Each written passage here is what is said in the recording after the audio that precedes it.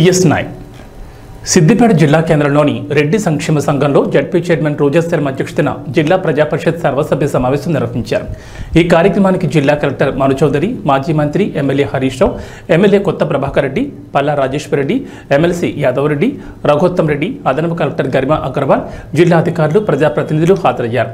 ఈ సందర్భంగా హరీష్ రావు మాట్లాడుతూ రైతు బంధు డబ్బులు ఎప్పుడు వేస్తారని, రైతు భరోసా విధి విధానాలు ఏమిటని, రైతు బంధు పంట అయ్యాక ఇస్తారా, పంట ముందు ఇస్తారా అని ప్రశ్నించారు. రాష్ట్రంలో సిద్దిపేట జిల్లాను 10వ తరగతి ఫలితాల్లో 2వ స్థానంలో నిలిపినందుకు ఉపాధ్యాయులకు అభినందనలు తెలిపారు.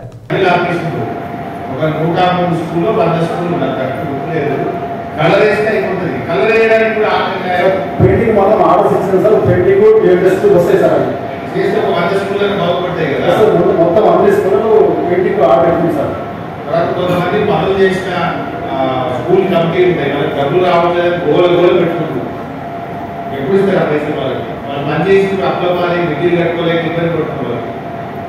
మనకు బిల్లు కానీ ఆ సెల్ అయింది కదా. అవును సార్. ఇప్పుడు వాళ్ళ పరిస్థితి ఏంటి? స్టేట్ కూడా నేను చెప్పాను సార్, అది అన్ని జిల్లాలో స్కూళ్ళకి వచ్చి 2-3 స్కూల్ అది మున్సిపాలిటీ ఏసీ కూడా ఎలక్షన్ కూడా అయిన తర్వాత విషయం తీసుకోవడం చెప్పారు సార్. కూడా అయిపోయింది కదా, 10 రోజులు అయింది కదా. తొందరగా దయచేసి ఆ 10 రోజులు మాట్లాడి పని చేసుకున్న బిల్లు ఇవ్వండి, ఆ కలర్లు వేసి కొద్దిగా స్కూల్ స్టార్ట్ చేయించారు దయచేసి. అయితే ఒక 2 విషయాలు మీ దృష్టికి నేను అడగాలనుకుంటా ఉన్నా. ఈ మధ్యాహ్న భోజనం అంటే కార్మికులకు జీతాలు రావట్లేదని పాపం వాళ్ళు రోజు రోడ్ల మీద ధర్నాలు చేస్తున్నట్టు పేపర్లో చూస్తూ ఉన్నారు. ఆల్మోస్ట్ 4 నెలలు, డిసెంబర్ నెల నుంచి కొత్త ప్రభుత్వం వచ్చినప్పటి నుంచి ఈ డిసెంబర్ నుంచి మన ఏప్రిల్ దాకా స్కూల్ పనిచేసినాయి. ఇప్పుడు మళ్ళీ స్కూల్ స్టార్ట్ అయింది. వాళ్ళకు మధ్యాహ్న భోజనం వండిన సరుకులకు డబ్బులు రాలేదు, జీతం డబ్బులు కూడా రాలేదని అంటూ ఉన్నారు. మరి వాళ్ళు ఇబ్బంది పడుతూ ఉన్నారు. అవి ఎప్పుడు వస్తాయి, ఎందుకు ఆలస్యం అవుతుంది, తొందరగా వాళ్ళ జీతాలు మధ్యాహ్న భోజన కార్మికులకు ఇప్పియాలని చెప్పి నేను కోరుతా ఉన్నా. దాని మీద వివరణ